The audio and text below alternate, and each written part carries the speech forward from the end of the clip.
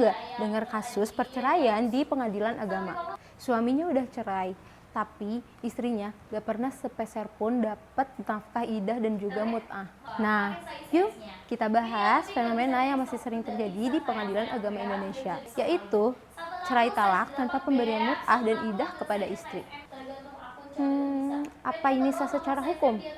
Apakah hakim bisa memaksa suami untuk bayar? Dan apakah sih yang sebenarnya harus terjadi? Yuk kita bedah bareng-bareng. Sebelum masuk ke problematikanya, kita bahas dulu 3 konsep penting. Pertama, cerai talak. Cerai talak itu cerai yang diajukan oleh suami ke pengadilan agama. Berbeda dengan 2 cerai yang diajukan oleh istri. Ini itu, cerai talak merupakan inisiatif dari pihak suami. 2. Mut'ah. Mut'ah merupakan pemberian wajib yang diberikan oleh suami kepada istri yang diceraikan sebagai bentuk penghargaan dan penghibur hati.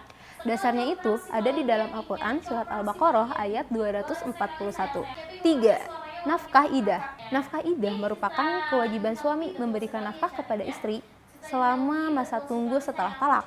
Biasanya selama 3 bulan atau sampai melahirkan bagi yang sedang hamil.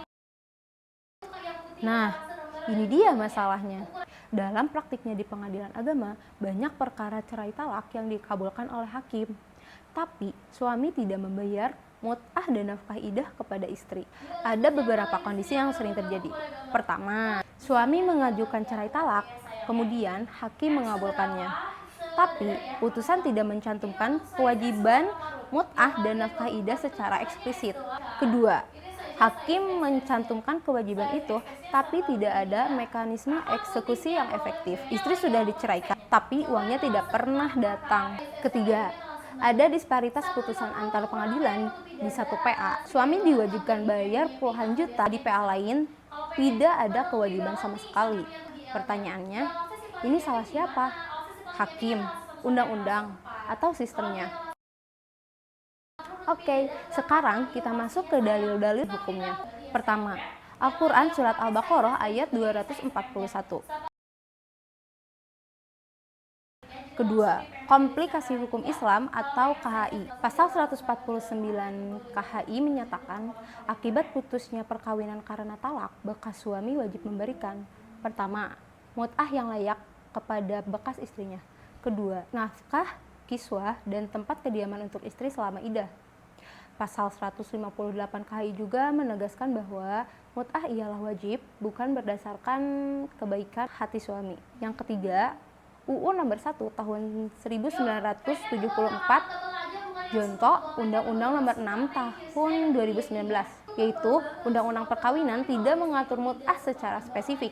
Tapi pasal 41 huruf C menyatakan pengadilan dapat mewajibkan bekas suami memberikan biaya penghidupan kepada bekas istri. 4. Perma nomor 3 tahun 2017 mengenai pedoman mengadili perempuan.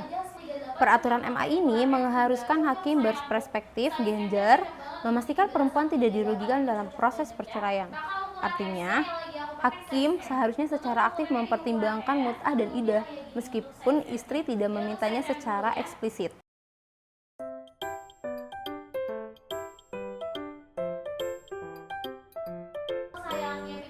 Tapi harus diingat, nusyuz harus dibuktikan, bukan sekedar klaim suami. Dan kondisi ekonomi tidak bisa serta-merta menghapus kewajiban, hanya bisa jadi dasar pengurangan jumlah. Jadi, apa solusi yang bisa ditawarkan? Solusi pertama,